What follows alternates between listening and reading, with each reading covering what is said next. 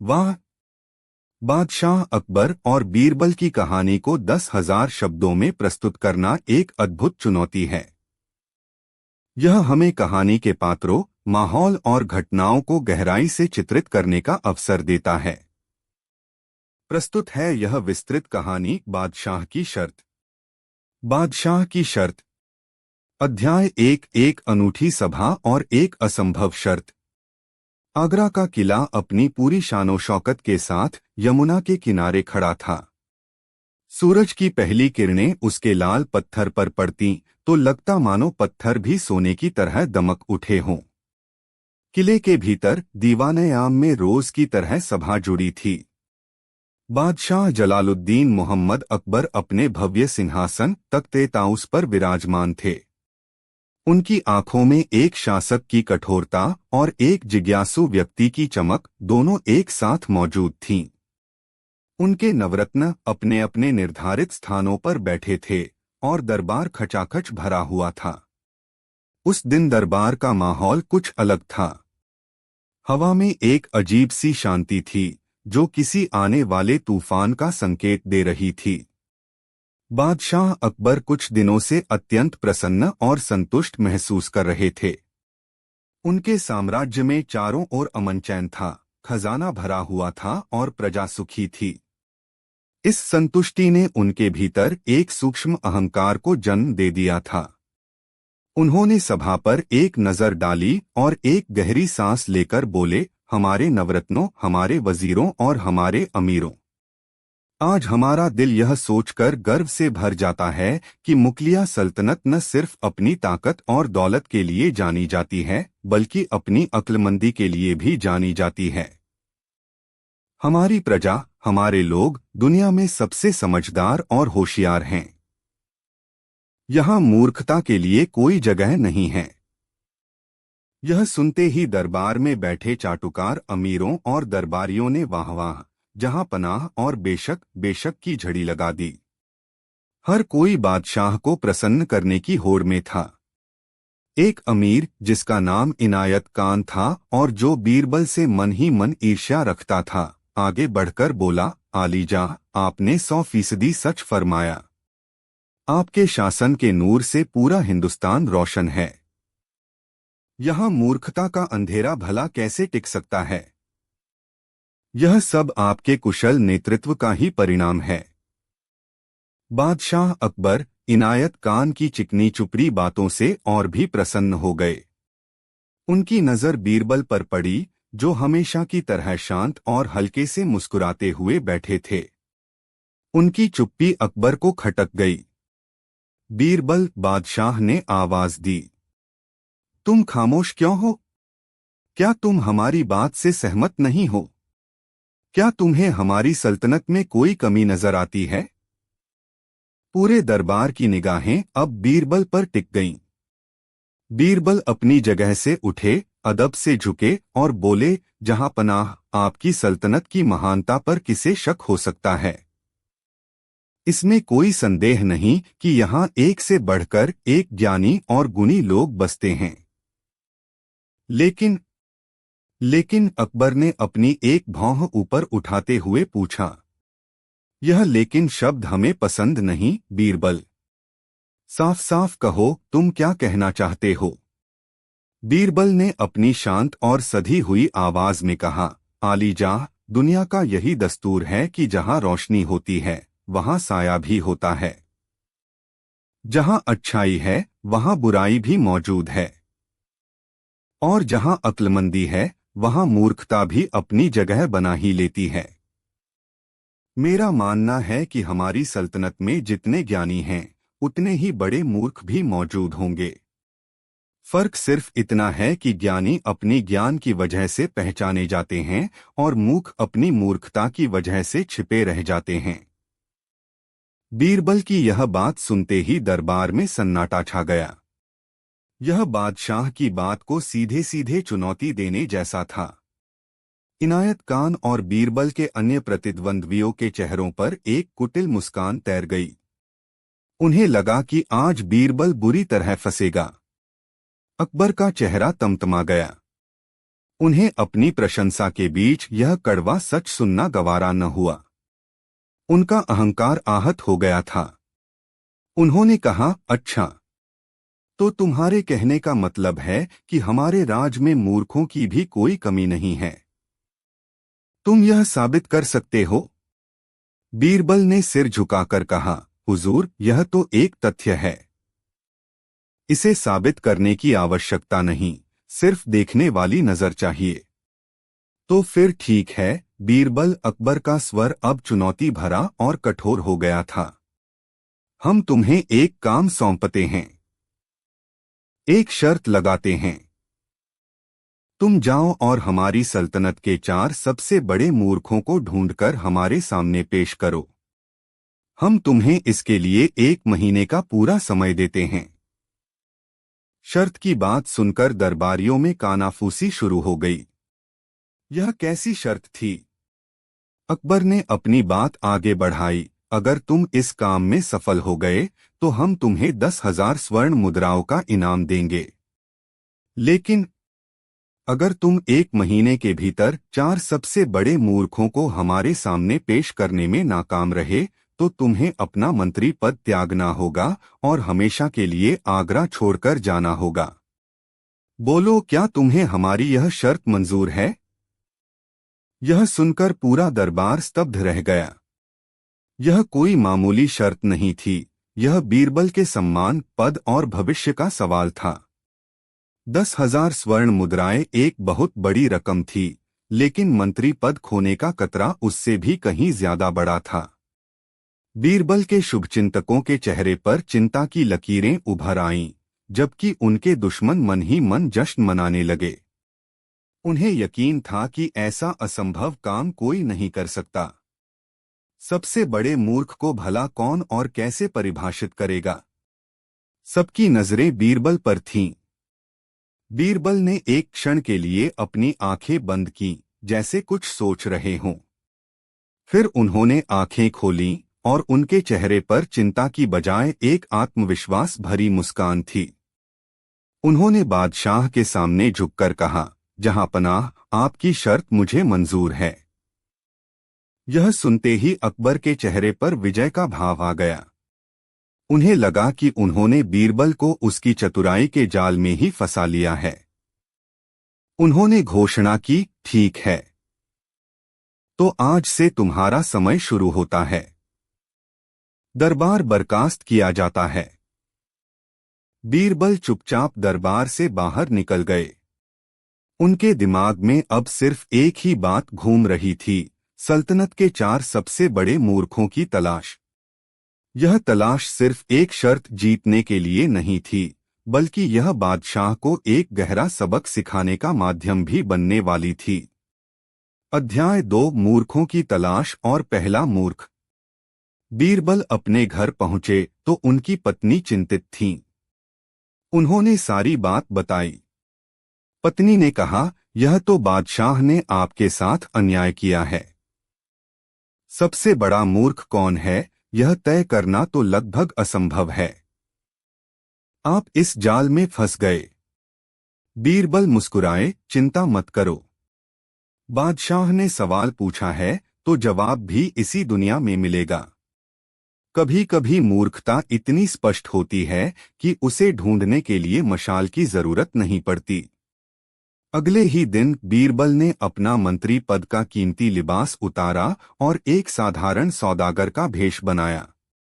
उन्होंने एक घोड़ा लिया और आगरा की सीमाओं से बाहर देहातों और कस्बों की ओर निकल पड़े। वह जानते थे कि असली जीवन और उसके पात्र महलों में नहीं, बल्कि आम लोगों के बीच मिलते हैं। कई दिन बीत गए। बीरबल गांव-गांव, शहर-शहर भटकते रहे।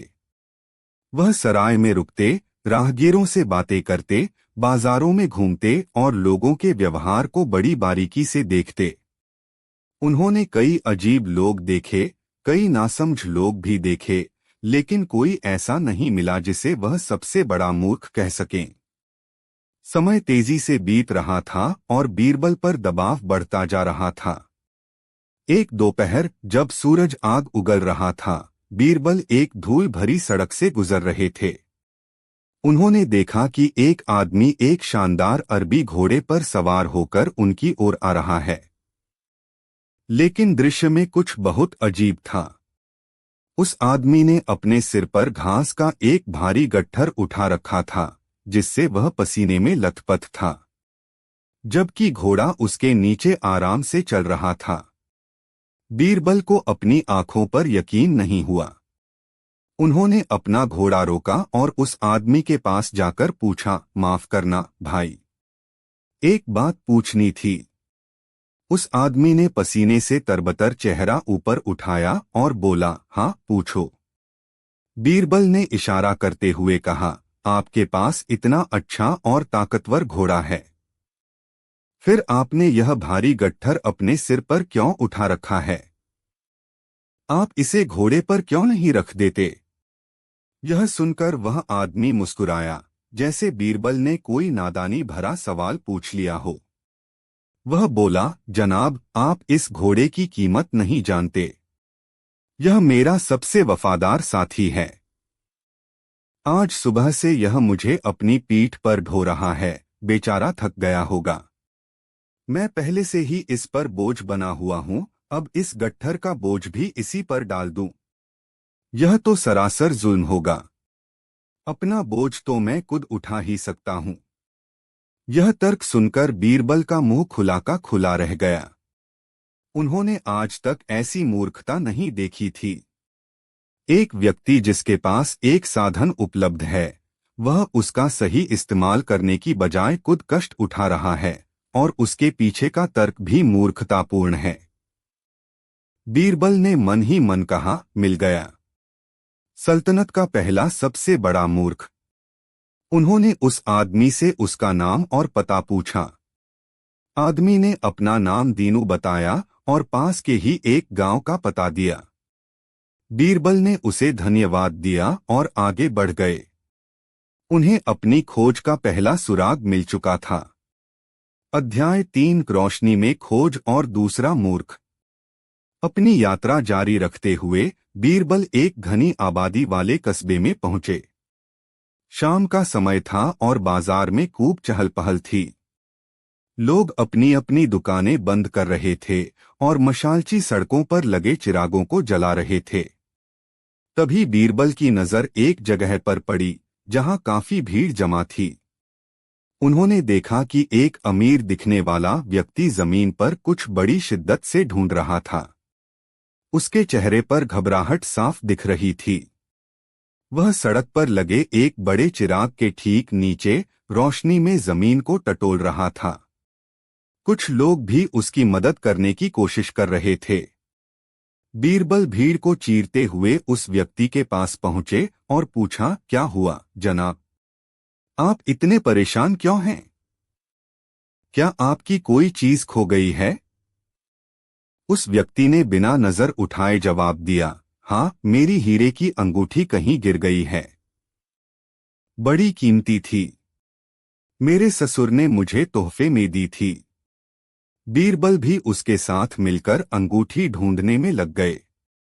काफी देर तक ढूंढने के बाद भी जब अंगूठी नहीं मिली तो बीरबल ने उस व्यक्ति से पूछा, श्रीमान, क्या आपको ठीक ठीक याद है कि अंगूठी इसी जगह पर गिरी थी?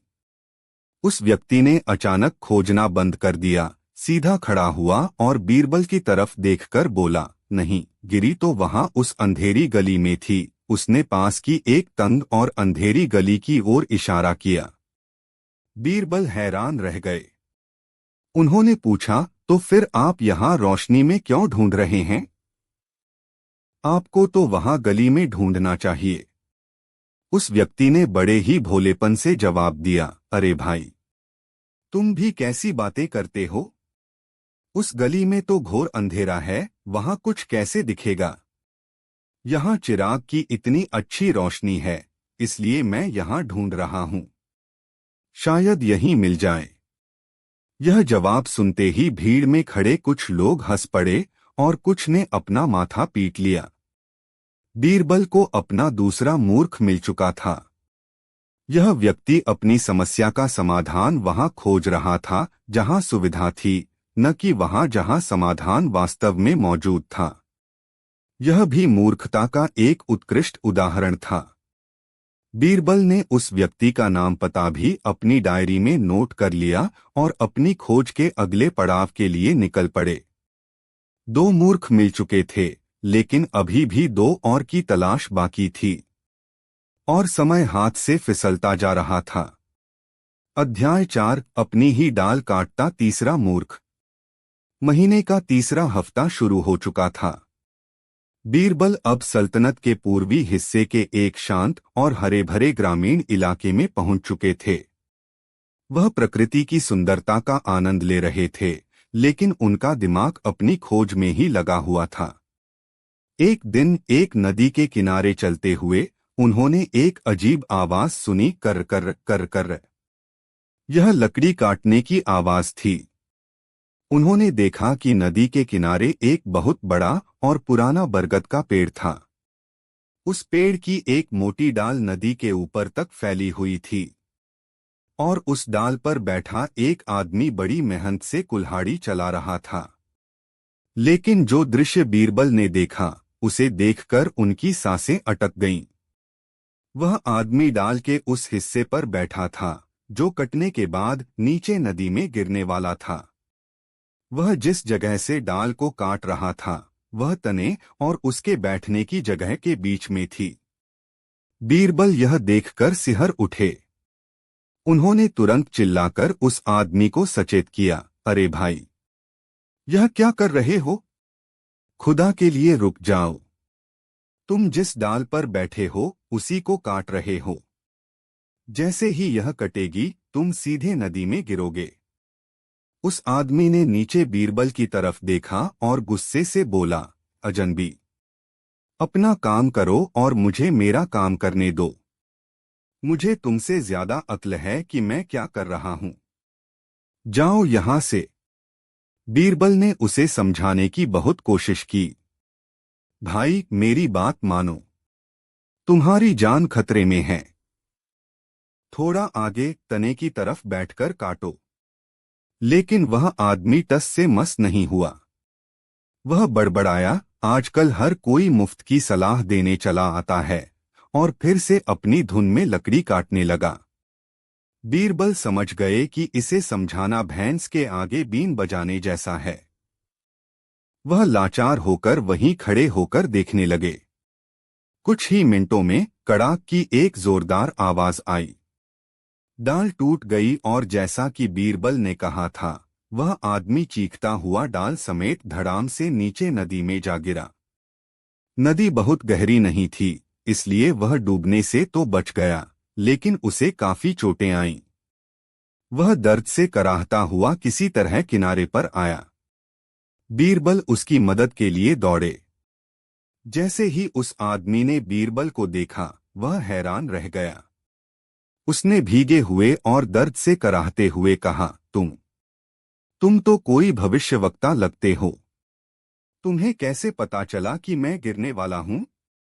बीरबल ने अपना माथा पीट लिया। गिरने के बाद भी इस आदमी की अक्ल ठिकाने नहीं आई थी। वह इसे भविष्य की जानकारी समझ रहा था, न कि अपने कर्मों का सीधा परिणाम। बीरबल ने शांति से कहा, मैं कोई भविष्यवक्ता नहीं हूं भाई। यह तो साफ साफ दिख रहा था। बीरबल को अपना तीसरा मूर्ख मिल गया था। एक ऐसा मूर्ख जो अपने ही विनाश का सामान खुद तैयार कर रहा था और चेतावनी देने पर भी सुनने को तैयार नहीं था। यह मूर्खता का सबसे खतरनाक रूप था। बीरबल ने उसका भी नाम पता लिखा और अब आगरा लौटने का फैसला किया। 3 मूर्ख तो मिल गए थे, पर चौथा कहाँ था? इस सवाल ने बीरबल को परेशान कर दिया। अध्याय 5 वापसी और दरबार में प्रस्तुति। पूरा 1 महीना समाप्त होने में सिर्फ 1 दिन बचा था। बीरबल वापस आगरा लौट आए थे। उनके लौटने की खबर पूरे दरबार में आग की तरह फैल गई। अगले दिन दीवानयाम फिर से खचाखच भरा हुआ था। हर कोई यह देखने के लिए उत्सुक था कि बीरबल ने शर्त पूरी की या नहीं। बीरबल के दुश्मनों को पूरा यकीन था कि वह हार कर आए हैं और आज उन्हें मंत्री पद से हाथ धोना पड़ेगा। बादशाह अकबर अपने सिंहासन पर बैठे थे। उनके चेहरे पर उत्सुकता और एक विजयी भाव था। जैसे ही बीरबल ने दरबार में प्रवेश किया, अकबर ने ऊंची आवाज में पूछा, तो बीरबल, 1 महीना पूरा हुआ। कहो, क्या तुम हमारी सल्तनत के 4 सबसे बड़े मूर्खों को ढूंढ पाए या अपनी हार स्वीकार करते हो? दरबार में पूर्ण शांति छा गई।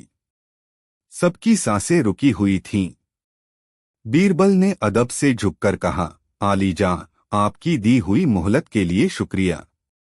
और हाँ, मैंने उन 4 मूर्खों को ढूंढ लिया है। अगर आपकी इजाजत हो तो मैं उन्हें पेश करूं। यह सुनते ही अकबर समेत पूरा दरबार चौंक गया। इनायत खान और अन्य विरोधियों के चेहरे का रंग उड़ गया। अकबर ने हैरानी से कहा, तुमने उन्हें ढूंढ लिया और तुम उन्हें यहां लेकर आए हो? कहाँ हैं वे? बीरबल ने इशारा किया और दरबार के सिपाहियों ने 2 लोगों को अंदर लाकर पेश किया। पहला आदमी वही दीनू था जो घोड़े पर बैठकर अपने सिर पर घास का गट्ठर ढो रहा था। दूसरा आदमी वही था जो अपनी अंगूठी रोशनी में ढूंढ रहा था जबकि वह अंधेरे में गिरी थी। बीरबल ने पहले आदमी की ओर इशारा करते हुए कहा, जहांपनाह, यह है पहला सबसे बड़ा मूर्ख। इसके पास एक ताकतवर घोड़ा होते हुए भी यह उसका बोझ हल्का करने के लिए घास का भारी गट्ठर अपने सिर पर ढो रहा था। फिर बीरबल ने उसकी पूरी कहानी सुनाई। सुनकर पूरा दरबार हंसी से लोटपोट हो गया। बादशाह अकबर भी अपनी हंसी नहीं रोक पाए। इसके बाद बीरबल ने दूसरे व्यक्ति की ओर इशारा किया और कहा, आलीजाह, यह है दूसरा सबसे बड़ा मूर्ख। इसकी हीरे की अंगूठी एक अंधेरी गली में खो गई थी, लेकिन यह उसे वहां ढूंढ रहा था जहां चिराग की रोशनी थी, क्योंकि वहां ढूंढना आसान था। यह सुनकर दरबार में फिर से ठहाके गूंज उठे। अकबर ने सिर हिलाते हुए कहा, मान गए बीरबल। ये दोनों तो वाकई मूर्खों के सरताज हैं। हम तुम्हारी काबिलियत को सलाम करते हैं। लेकिन यह तो सिर्फ 2 हुए। बाकी के 2 मूर्ख कहाँ हैं? तुमने तो 4 को लाने का वादा किया था। अब दरबार में फिर से सन्नाटा छा गया। सबकी नजरें बीरबल पर थीं। बीरबल ने एक गहरी सांस ली, सभा पर एक नजर डाली और फिर बादशाह की आंखों में देखते हुए कहा, हुजूर, तीसरा सबसे बड़ा मूर्ख आपके सामने ही खड़ा है। अकबर ने चौंक कर पूछा, क्या मतलब? हमारे सामने? कौन है वह? बीरबल ने अपना सिर झुकाया और बोले, जहांपनाह, सल्तनत का तीसरा सबसे बड़ा मूर्ख मैं खुद बीरबल हूं। यह सुनते ही दरबार में जैसे भूचाल आ गया। हर कोई स्तब्ध था। खुद बादशाह अकबर भी अपनी जगह पर अवाक रह गए। उन्होंने सोचा, बीरबल यह क्या कह रहा है? अध्याय 6 चौथा मूर्ख और असली सबक। अकबर ने अपने आश्चर्य पर काबू पाते हुए पूछा, बीरबल, तुम्हारा दिमाग तो ठीक है। तुम खुद को मूर्ख क्यों कह रहे हो? बीरबल ने उसी शांत भाव से उत्तर दिया, जहांपनाह, मैं मूर्ख इसलिए हूं क्योंकि सल्तनत में करने के लिए हजारों जरूरी काम थे। प्रजा की समस्याएं थीं, राज्य के प्रशासनिक मामले थे, जिन्हें सुलझाना मेरा फर्ज था। लेकिन मैं उन सभी जरूरी कामों को छोड़कर पूरे 1 महीने तक अपना कीमती समय ऐसे बेकार काम में बर्बाद करता रहा, यानी मूर्खों को ढूंढता रहा। और यह सब सिर्फ एक शर्त जीतने और 10,000 स्वर्ण मुद्राएं पाने के लालच में। जो व्यक्ति अपने जरूरी फर्ज को छोड़कर ऐसे फिजूल के काम में लग जाए, उससे बड़ा मूर्ख और कौन हो सकता है? बीरबल की इस दलील में इतनी सच्चाई और गहराई थी कि पूरा दरबार निशब्द हो गया। बादशाह अकबर भी सोच में पड़ गए। बीरबल की बात में दम था। उन्होंने बीरबल की बुद्धिमत्ता की दाद दी, जिसने अपनी ही आलोचना करके एक ऊंचा नैतिक स्तर स्थापित किया था। अकबर मुस्कुराए और बोले, वाह बीरबल, तुम्हारी हाजिर जवाबी और आत्मविश्लेषण का कोई जवाब नहीं। हमने मान लिया कि तुम तीसरे मूर्ख हो, लेकिन शर्त 4 मूर्खों की थी। अब बताओ चौथा मूर्ख कौन और कहाँ है? क्या तुम उसे ढूंढने में नाकाम रहे? अब असली क्षण आ गया था जिसका बीरबल ने ताना बाना बुना था। बीरबल ने एक कदम आगे बढ़ाया, बादशाह के सिंहासन के और करीब आए और अत्यंत सम्मान के साथ झुककर बोले, गुस्ताखी माफ हो जहांपनाह, लेकिन सल्तनत का चौथा और सबसे बड़ा मूर्ख। बीरबल एक पल के लिए रुके, जिससे दरबार में तनाव अपने चरम पर पहुंच गया। फिर उन्होंने अपनी नजरें उठाते हुए सीधे बादशाह की आंखों में देखा और कहा, आप स्वयं हैं बादशाह सलामत। यह सुनना था कि दरबार में जैसे बिजली कौंध गई। हर दरबारी की सांस हलक में अटक गई। बादशाह के खिलाफ ऐसी बात कहना मौत को दावत देने जैसा था। इनायत खान के चेहरे पर खुशी की लहर दौड़ गई। उसे लगा कि बीरबल का अंत अब निश्चित है। बादशाह अकबर का चेहरा गुस्से से लाल हो गया। उनका हाथ अपनी तलवार की मूठ पर चला गया। उन्होंने कड़कती हुई आवाज में कहा, बीरबल, तुम्हारी यह जुर्रत, तुम्हारी हिम्मत कैसे हुई हमें मूर्ख कहने की? इसका अंजाम जानते हो तुम? पूरा दरबार थरथर कांप रहा था, लेकिन बीरबल शांत खड़े रहे। उनके चेहरे पर डर का कोई निशान नहीं था। उन्होंने उसी सम्मानजनक लहजे में कहा, आलीजाह, सजा देने से पहले मेरी दलील तो सुन लीजिए। अगर मेरी बात गलत साबित हो तो मेरा सिर कलम कर दीजिएगा। अकबर ने कुछ पल सोचा और फिर कहा, ठीक है, बोलो। हम तुम्हें अपनी सफाई देने का एक मौका देते हैं। बीरबल ने कहना शुरू किया, आलीजाह, आप सल्तनत के सबसे बड़े मूर्ख इसलिए हैं क्योंकि आपने अपने एक ऐसे मंत्री को, जिस पर आप भरोसा करते हैं और जिसे आप काबिल समझते हैं, सल्तनत के तमाम जरूरी कामों से हटाकर 1 महीने के लिए मूर्खों को ढूंढने जैसे वाहियात काम पर लगा दिया। आपने यह भी नहीं सोचा कि इस शर्त का नतीजा चाहे जो भी हो, नुकसान सल्तनत का ही होगा। अगर मैं हार जाता तो सल्तनत एक अनुभवी मंत्री खो देती, और अगर मैं जीत भी गया जैसा कि मैं जीता हूं, तो इससे सल्तनत को क्या लाभ हुआ, सिवाय इसके कि राज्य का 1 महीना और 1 मंत्री का समय बर्बाद हो गया। एक बादशाह जो अपनी सल्तनत के कीमती संसाधनों और समय को ऐसी बचकानी शर्त पर दांव पर लगा दे, उससे बड़ा मूर्ख और कौन हो सकता है, जहांपनाह। बीरबल चुप हो गए। उनकी बातें तीर की तरह सीधी और सच्ची थीं। दरबार में मौत जैसा सन्नाटा था। बादशाह अकबर सिंहासन पर जड़वत बैठे थे। उनका गुस्सा धीरे धीरे शांत हो रहा था। उनकी जगह अब आत्मग्लानि और आश्चर्य ले रहा था। उन्होंने कभी इस नजरिए से सोचा ही नहीं था। बीरबल ने उन्हें कोई गाली नहीं दी थी, बल्कि एक ऐसा आईना दिखाया था जिसमें उन्हें अपनी सबसे बड़ी गलती साफ साफ नजर आ रही थी।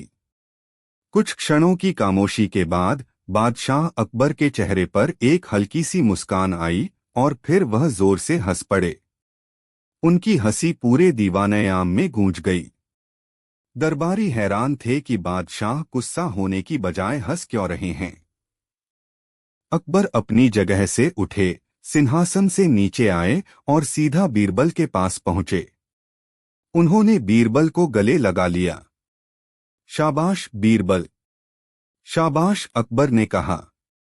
आज तुमने एक बार फिर साबित कर दिया कि तुम सिर्फ मेरे मंत्री नहीं, बल्कि मेरे सबसे अच्छे दोस्त और गुरु भी हो। तुमने न सिर्फ मेरी शर्त पूरी की, बल्कि मेरी आंखें भी खोल दी। तुमने मुझे जो सबक सिखाया है, वह 10,000 स्वर्ण मुद्राओं से कहीं ज्यादा कीमती है। बादशाह ने अपने खजांची को हुक्म दिया, बीरबल को शर्त के मुताबिक 10,000 नहीं, बल्कि 20,000 स्वर्ण मुद्राएं इनाम में दी जाएं। फिर वह पूरे दरबार की ओर मुड़े और बुलंद आवाज में कहा, आज से सब लोग कान खोलकर सुन लें। बीरबल की बुद्धिमत्ता का कोई मुकाबला नहीं है। वह इस सल्तनत का सबसे कीमती नगीना है। जिसने बीरबल का अपमान किया, उसने हमारा अपमान किया। बीरबल ने सिर झुकाकर बादशाह का शुक्रिया अदा किया। उस दिन दरबार में हर कोई समझ गया था कि बीरबल की सबसे बड़ी ताकत उनकी हाजिर जवाबी नहीं, बल्कि सच को सच कहने की हिम्मत और उस सच को भी अदब और बुद्धिमत्ता के साथ पेश करने की कला है। और इस तरह बादशाह की एक मूर्खतापूर्ण शर्त बीरबल की बुद्धिमानी से एक महान सबक में बदल गई, जिसकी कहानी सदियों तक सुनाई जाने वाली थी। निश्चित रूप से उस यादगार दिन के बाद की कहानी यहाँ प्रस्तुत है, जब बीरबल ने बादशाह अकबर को एक अमूल्य सबक सिखाया था। बादशाह की शर्त भाग 2। अध्याय 7 प्रतिशोध की सुलगतियां। दरबार में उस दिन जो कुछ हुआ, उसकी गूंज आगरा के गलियारों में कई दिनों तक सुनाई देती रही। बीरबल की बुद्धिमत्ता के चर्चे हर जुबान पर थे। बादशाह अकबर का उनके प्रति सम्मान और विश्वास अब पहले से कहीं ज्यादा गहरा हो गया था। उन्होंने बीरबल को न केवल 20,000 स्वर्ण मुद्राएं दी, बल्कि उन्हें अक्ल-ए-आज़म सबसे महान बुद्धि की उपाधि से भी नवाजा। लेकिन जहां रोशनी तेज होती है, वहां साया भी उतना ही गहरा होता है। दरबार का एक गुट, जिसका नेतृत्व वही ईर्ष्यालु अमीर इनायत खान कर रहा था, इस घटना से जल भुनकर राख हो गया था। बीरबल की जीत उनकी अपनी हार थी। उनकी सार्वजनिक रूप से हुई बेइज्जती का जख्म उनके दिलों में नासूर बन गया था। बीरबल को नीचा दिखाने का उनका प्रयास बुरी तरह विफल हो गया था और अब वे किसी भी कीमत पर बदला लेना चाहते थे। एक रात इनायत खान ने अपने कुछ भरोसेमंद साथियों को अपनी हवेली पर एक गुप्त बैठक के लिए बुलाया। महफिल में शराब के दौर चल रहे थे, लेकिन हवा में जश्न नहीं, बल्कि साजिश की बू थी। उस बीरबल ने बादशाह के सामने हम सबको जलील कर दिया। एक अमीर, जिसका नाम फजल बेग था, ने अपना जाम मेज पर पटकते हुए कहा। उसने बादशाह को ही मूर्ख बता दिया और बादशाह ने उसे इनाम दिया। यह कैसा इंसाफ है? इनायत खान ने एक कुटिल मुस्कान के साथ कहा, सब्र करो मेरे दोस्त, हर कुत्ते का दिन आता है। बीरबल ने अपनी चतुराई से बादशाह को अपनी मुट्ठी में कर रखा है। हम उसे सीधी टक्कर में नहीं हरा सकते। उसे उसी के खेल में, उसी के तरीके से मात देनी होगी। लेकिन कैसे? एक और दरबारी ने पूछा। बादशाह अब उसकी कोई भी बात सुनने को तैयार नहीं होंगे जो उसके खिलाफ हो। इनायत खान ने अपनी दाढ़ी पर हाथ फेरते हुए कहा, हम बादशाह के पास नहीं जाएंगे।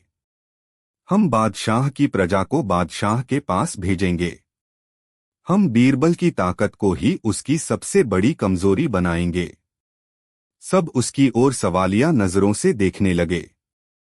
इनायत खान ने अपनी योजना का खुलासा किया। बीरबल ने अपनी जीत का आधार किसे बनाया? उन दो मूर्खों को, जिन्हें वह दरबार में लेकर आया था।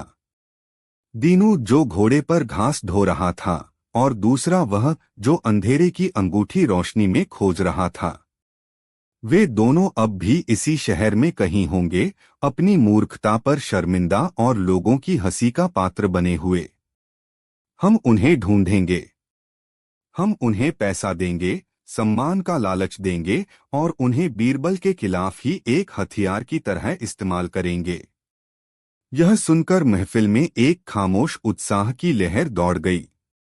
योजना खतरनाक थी, लेकिन अगर कामयाब हो गई तो बीरबल का नामो निशान मिटा सकती थी। अध्याय 8 मोहरों का खेल। अगले कुछ दिनों तक इनायत खान के जासूस पूरे आगरा और उसके आसपास के इलाकों की काक छानते रहे। आखिरकार उन्हें वे दोनों मिल ही गए। दीनू अपने गांव लौट गया था, जहां लोग उसे घास वाला मूर्ख कहकर चिढ़ाते थे। और दूसरा व्यक्ति, जिसका नाम चंदन था, अपनी इज्जत बचाने के लिए आगरा के एक दूरदराज मोहल्ले में छिपकर रह रहा था। दोनों ही अपनी सार्वजनिक बेइज्जती से दुखी और क्रोधित थे। इनायत खान खुद उनसे मिलने गया। उसने अपना शाही लिबास उतारकर एक हमदर्द व्यापारी का भेष बनाया। पहले वह दीनू के पास पहुंचा। दीनू भाई, उसने बड़े प्यार से कहा, मैंने तुम्हारे बारे में सुना। मुझे यह जानकर बहुत दुख हुआ कि बादशाह के एक मंत्री ने अपनी शर्त जीतने के लिए एक सीधे सादे मेहनती इंसान का इस तरह मजाक बनाया। दीनू की आंखों में आंसू आ गए। उसने कहा, साहब, मैं तो अपने घोड़े से प्यार करता था। उस मंत्री ने मुझे पूरी दुनिया के सामने मूर्ख बना दिया। अब मैं किसी को मुंह दिखाने के काबिल नहीं रहा। इनायत खान ने उसके कंधे पर हाथ रखा। चिंता मत करो, मैं तुम्हारी मदद करूंगा। तुम्हें तुम्हारा खोया हुआ सम्मान वापस दिलाऊंगा। बादशाह अकबर न्याय के देवता हैं। अगर तुम उन्हें जाकर सच बताओ तो वह तुम्हारी जरूर सुनेंगे। कैसा सच? दीनू ने पूछा।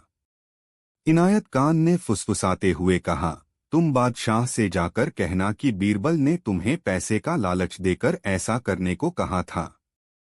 उसने तुम्हें सिखाया था कि तुम घोड़े पर बैठकर घास का गट्ठर अपने सिर पर रखो ताकि वह तुम्हें दरबार में पेश करके अपनी शर्त जीत सके। दीनू चौंक गया। लेकिन यह तो झूठ है। झूठ और सच क्या होता है? दीनू, इनायत खान ने अपनी थैली से सोने की कुछ मोहरें निकालकर उसके हाथ में रखते हुए कहा, यह सच है। इससे तुम्हारी करीबी दूर होगी, तुम्हारा सम्मान लौटेगा, बादशाह तुम्हें इनाम देंगे। सोचो, पूरा गांव जो आज तुम पर हंसता है, कल तुम्हारी इज्जत करेगा। बीरबल जैसे बड़े आदमी ने एक करीब के साथ धोखा किया, यह कहानी सब सुनेंगे। सोने की चमक और सम्मान के सपने ने दीनू की आंखों पर पर्दा डाल दिया। वह तैयार हो गया।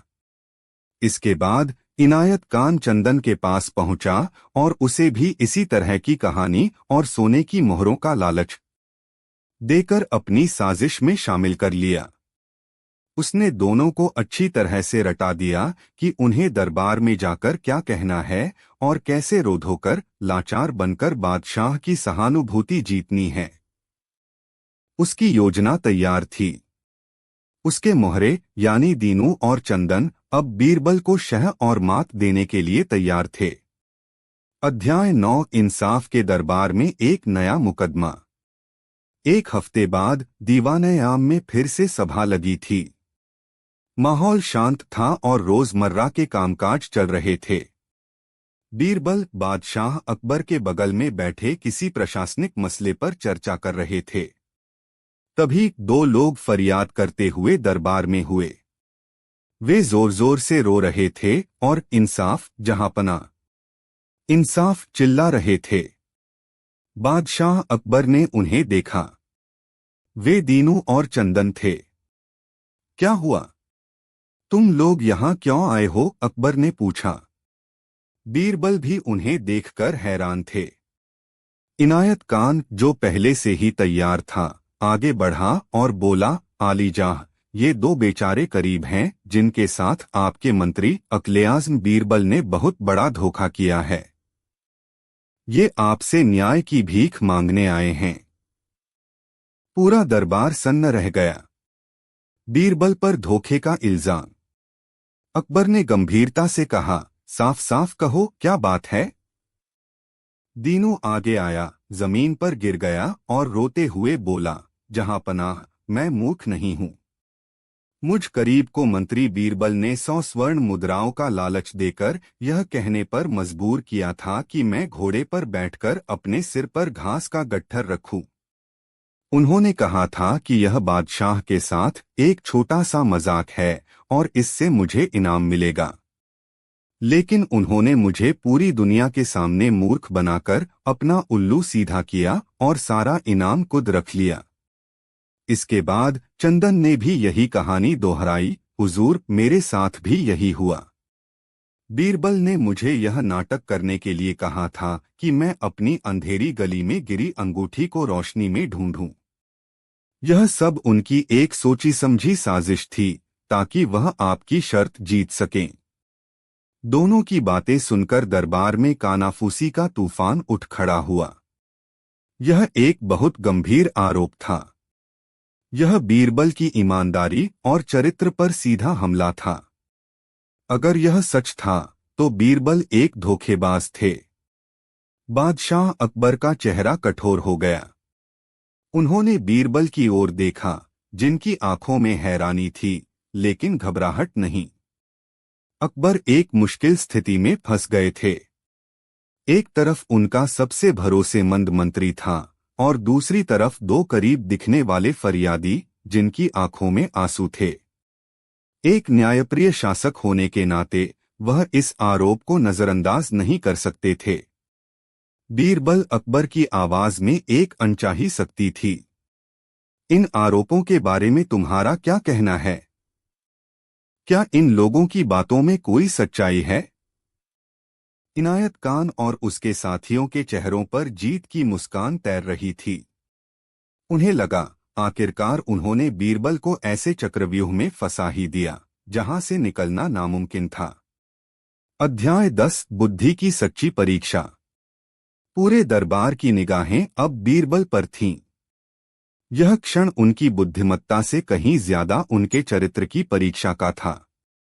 बीरबल अपनी जगह से उठे, अदब से झुके और शांत स्वर में बोले, जहां पनाह, ये दोनों जो कह रहे हैं वह सरासर झूठ है। लेकिन मैं जानता हूं कि मेरे सिर्फ कह देने से आप यकीन नहीं करेंगे, क्योंकि इंसाफ सबूत मांगता है, शब्द नहीं।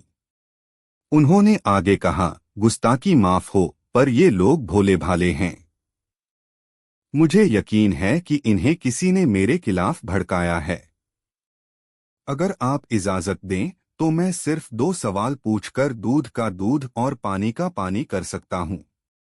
अकबर ने इजाजत दे दी। ठीक है, तुम्हें मौका दिया जाता है। बीरबल सबसे पहले चंदन की ओर मुड़े, जो अब भी मासूम बनने का नाटक कर रहा था।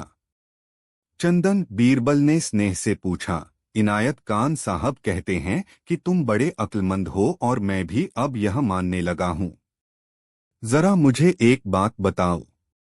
मान लो आज तुम्हारी वही कीमती अंगूठी फिर से उसी अंधेरी गली में गिर जाए और इस बार तुम्हारे हाथ में एक जलती हुई मशाल हो, तो तुम अंगूठी कहाँ ढूंढोगे? अंधेरी गली में या बाहर सड़क की रोशनी में? यह एक सीधा सवाल था। चंदन, जिसे इनायत खान ने सिखाया था कि उसे हर हाल में खुद को बुद्धिमान साबित करना है, ने तुरंत जवाब दिया, यह भी कोई पूछने की बात है। जब मेरे हाथ में मशाल होगी तो मैं उसे वहीं ढूंढूंगा जहां वह गिरी थी, यानी अंधेरी गली में। यह जवाब सुनते ही इनायत खान मुस्कुराया। उसे लगा कि चंदन ने एक समझदारी भरा जवाब दिया है। लेकिन बीरबल मुस्कुराए और बादशाह की ओर मुड़कर बोले, जहां पनाह, ध्यान दीजिए। जब मैं इस व्यक्ति से पहली बार मिला था तो इसकी मूर्खता इस तर्क पर आधारित थी कि यह वहां ढूंढता है जहां सुविधा हो, न कि जहां चीज गिरी हो। इसका असली मूर्ख स्वभाव इसे अंधेरी गली में जाने ही नहीं देता, चाहे हाथ में मशाल ही क्यों न हो। यह आज जो जवाब दे रहा है वह एक समझदार व्यक्ति का जवाब है, उस चंदन का नहीं जिसे मैं मिला था। साफ है कि इसे यह बुद्धिमानी का पाठ पढ़ाया गया है। दरबार में बैठे लोग बीरबल की तर्कशैली देखकर दंग रह गए।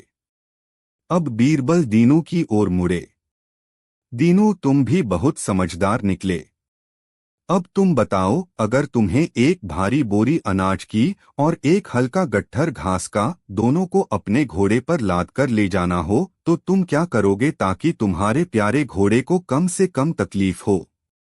दीनू ने भी अपनी अक्लमंदी साबित करने के लिए तुरंत जवाब दिया, मैं भारी बोरी घोड़े पर रखूंगा और घास का हल्का गट्ठर खुद उठा लूंगा ताकि मेरे घोड़े पर कम बोझ पड़े। यह सुनकर बीरबल जोर से हंसे। उन्होंने बादशाह से कहा, आलीजा, यही तो सबूत है। जब मैं दीनू से मिला था तो उसकी मूर्खता की जड़ यह थी कि वह खुद को घोड़े पर एक बोझ समझता था, इसलिए वह दूसरा कोई भी बोझ, चाहे वह हल्का हो या भारी, घोड़े पर नहीं डालना चाहता था। उसका तर्क था कि अपना बोझ खुद उठाओ। आज यह जो तर्क दे रहा है वह एक व्यावहारिक और समझदार व्यक्ति का है। यह असली दीनू नहीं बल्कि एक सिखाया पढ़ाया हुआ दीनू है। बीरबल ने अपनी बात पूरी करते हुए कहा, जहांपनाह, इन दोनों ने आज जो बुद्धिमानी दिखाई है वही इनके झूठ का सबसे बड़ा सबूत है। इनकी मूर्खता इतनी स्वाभाविक थी कि उसकी नकल नहीं की जा सकती, लेकिन बुद्धिमानी की नकल करने के प्रयास में इन्होंने अपनी असलियत खो दी। अब आप ही फैसला करें कि असली धोखेबाज कौन है, मैं या वह व्यक्ति जिसने इन दो मासूमों को सोने के चंद सिक्कों के लालच में झूठ बोलना सिखाया है। बीरबल की दलीलें इतनी स्पष्ट और अकाट्य थीं कि दीनू और चंदन का चेहरा सफेद पड़ गया। वे समझ गए कि वे पकड़े जा चुके हैं। बादशाह अकबर की नजरें जब उन पर पड़ी तो वे थरथर कांपने लगे और रोते हुए इनायत खान की ओर इशारा कर दिया।